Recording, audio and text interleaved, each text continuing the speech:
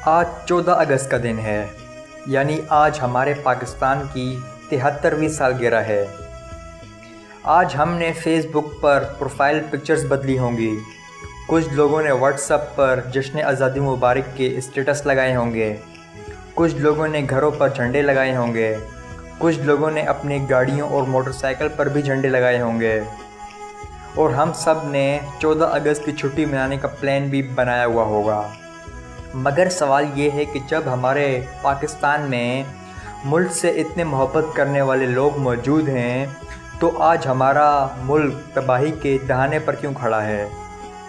مجھے پتہ ہے آپ کے ذہن میں یہ بات سن کر یہی آیا ہوگا کہ اس ملک میں حکمران اچھے نہیں آئے، اس لیے آج پاکستان کی یہ حالت ہے۔ یہ بات بالکل ٹھیک ہے کہ حکمرانوں نے اس ملک کا یہ حال کیا ہے، مگر آپ نے بحیثیت عام شہری کیا دیا اس ملک کو؟ بہت آسان ہے حکمرانوں کو الزام دینا یا کسی کو بھی الزام دینا، مگر کیا ہم عوام نے اپنے فرائض ٹھیک طریقے سے انجام دیے؟ جو قوم ٹریفک سگنل پر 1 منٹ نہ روک سکتی ہو،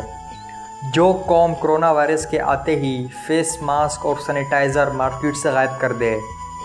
جو قوم پہلے غلط کام کروانے کے لیے خود رشوت دے لیکن بعد میں گالیاں بھی حکومت یا پولیس کو دے، جو قوم اپنے گھر کا کچرا گلیوں اور سڑکوں پر پھینکے، جو قوم پہلے 5 سال حکومت کو گالیاں دے مگر پھر الیکشن والے دن کہے کہ کھاتا ہے تو کیا ہوا، لگاتا بھی تو ہے، وہ قوم کس منہ سے اپنے حکمرانوں کو برا کہتی ہے؟ ہم سب یہ تو چاہتے ہیں کہ ہمارے حکمران اپنے فرائض ٹھیک طریقے سے سر انجام دیں، مگر خود ہم سدھرنے کے لیے تیار نہیں ہیں۔ الیکشن سے پہلے ہمارے وزیر اعظم کہتے تھے کہ اوپر اگر لیڈر ٹھیک ہو تو نیچے بھی سب کچھ ٹھیک ہو جاتا ہے، مگر 2 سال ہو گئے ہیں، آپ لوگ بتائیں کیا کچھ بدلا؟ میں کوئی سیاسی بات نہیں کر رہا، میں صرف اتنا کہنا چاہتا ہوں کہ جب تک ہم خود ذمہ داری نہیں لیں گے، جب تک ہم خود نہیں بدلیں گے، کوئی بھی لیڈر آ کر تبدیلی نہیں لا سکتا۔